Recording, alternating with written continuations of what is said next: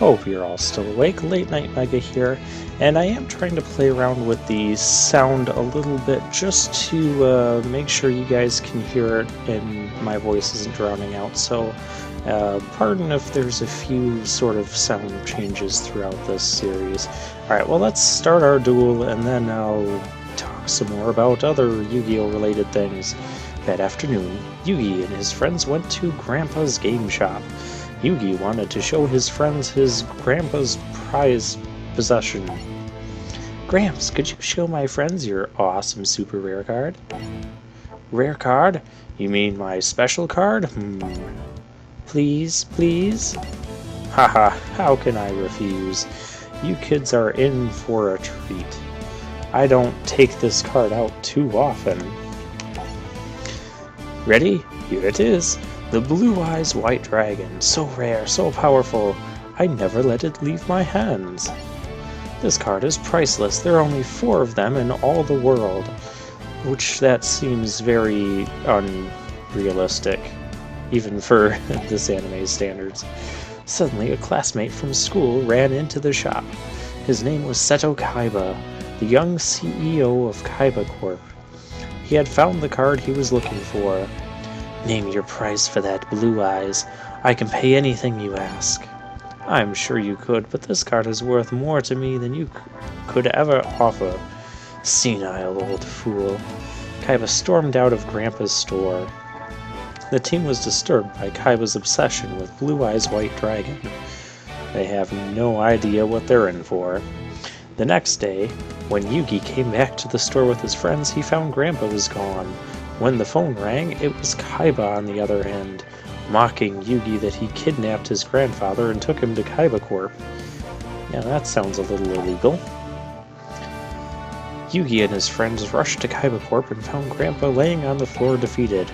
Grandpa, are you okay? Yugi, I failed.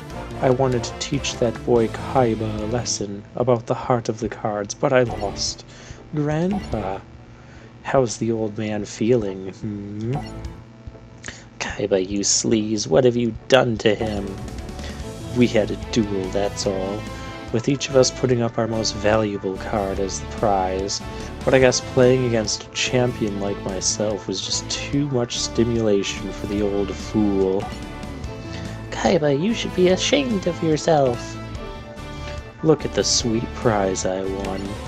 Kaiba held up the Blue Eyes White Dragon and ripped it in half. Grandpa's most treasured card. Blue Eyes White Dragon is a rare and powerful card, and this one will never be used against me. My Blue Eyes White Dragon, my treasure. Grandpa, hold on. How could you do such a thing? Yugi, take this. Huh? Grandpa, I built this deck. I put my soul into these cards, and I taught you everything I know, Yugi. Take my cards and teach Kaiba respect for the heart of the cards. Okay, Grandpa, I'll do it. Are you ready to play, Runt? Playtime is over, Kaiba. Huh? Kaiba was taken aback by Yugi's sudden transformation. I think anyone would be. It seemed like he had become a different person, as if he was more confident and powerful than before. And slightly taller and spikier hair, and Kaiba, prepare yourself because it's time to duel. Of course it is. So they do allow you to use user decks, but I am going to be using story decks throughout the most of this because I just think it's awesome that you get to play with the decks that they used in the actual anime. No, I get to go first. Now, I have noticed some of the rules have kind of changed to Yu-Gi-Oh!, such as, from the last time I played, such as whoever goes first doesn't get to draw a card. And now I know some of these cards you may not have seen Yugi use. I don't want to surrender, that'd be silly. I'm gonna have to get used to not drawing a card when I go first. But I'm going to summon this, put this in defense mode because that's the highest stat I currently have, which that's not the greatest for me. But I like that even the extra cards that are in this deck, because they didn't go through all 40 cards. Oh gosh, I'm in trouble. even though I didn't go through all 40 cards, it's still cool to see like the rest of the cards that fill out these decks. You know, there are things that you could kind of expect these characters to use at this time, and just cards you could see them using just to try and replicate the duel here. For instance, I know in this deck, Yugi defeated Kaiba with Exodia, and we do have the Exodia pieces. So we're going to get things like Sangan here, which can help us find those Exodia pieces, provided it dies. It'll probably die.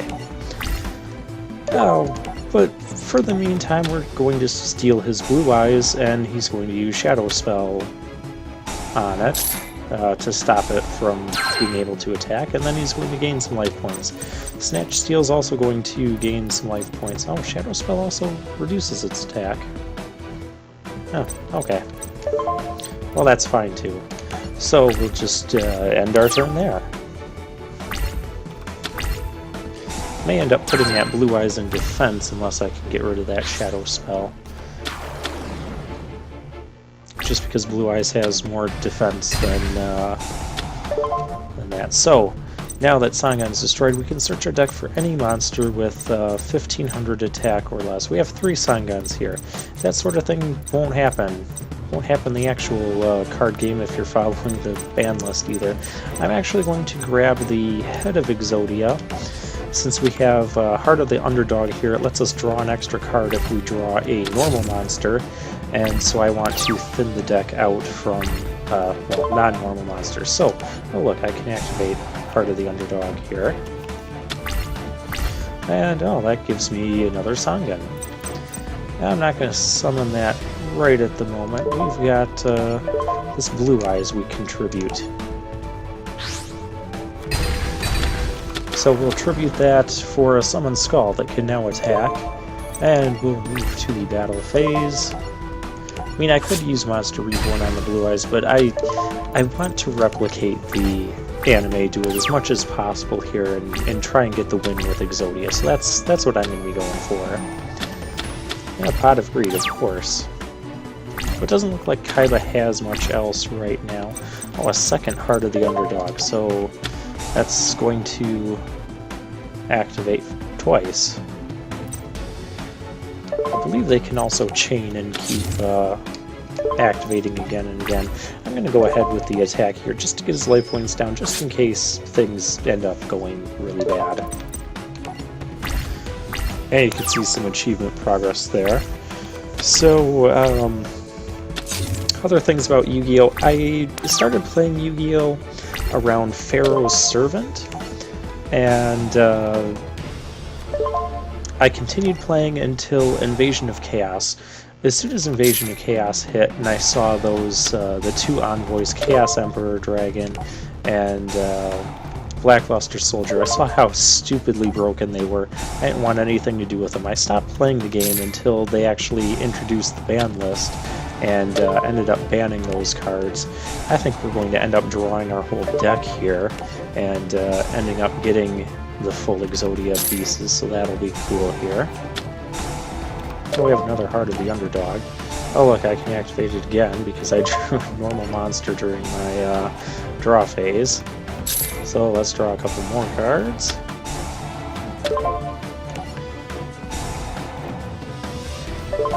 I guess I do need to be careful not to draw out of the deck. I think as soon as I get all of the Exodia pieces, we should have this one. So we need the right arm, right leg, and the head. We have 3 of the pieces. I see the arm, and I see a leg, so we need another arm and another leg. This is kind of a cheesy way to do this, and this is not exactly what Yugi did in the... Oh, I guess it only counts the second card we draw. Well, in that case, Graceful Charity, that gives us another draw 3 and we discard 2. I'm never going to be able to play all this stuff. We'll play another Heart of the Underdog. But if you take a look at these monsters, these are all the ones that Yugi was using in the show around this time. The Celtic Guardian and the Winged Dragon, Giant Soldier of Stone. Yeah, you name it, it's here. So let's see, we have that Sangan that needs to die somehow. Oh, I tribute the Sangans, that works too. Actually, we can speed this up. I'll just play Dark Hole and kill my own monsters. And then we'll go and search for the last Exodia piece we need. Just because that's what happened in the anime. Hey look, we have all of Exodia, so we instantly win. That gives us an achievement. And that will end the duel. You play only for power, Kaiba.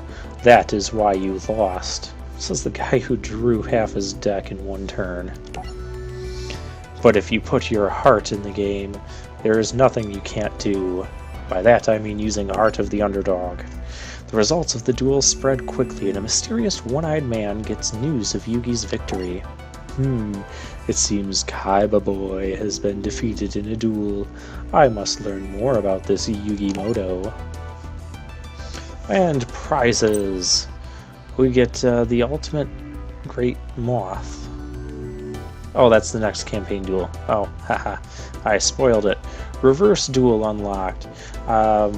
So the duel we just did, we can do as a reverse duel, and basically we'd be playing the role as Kaiba and trying to beat Yugi. So that's another cool thing. Instead of playing as the person who won in the anime, you can also do the reverse. I don't know if I'll try that or not. Maybe I'll try it out off camera, and if it seems something really cool to show off, I'll show it off. I don't know. But that'll be all for this episode. I'll see you guys next time.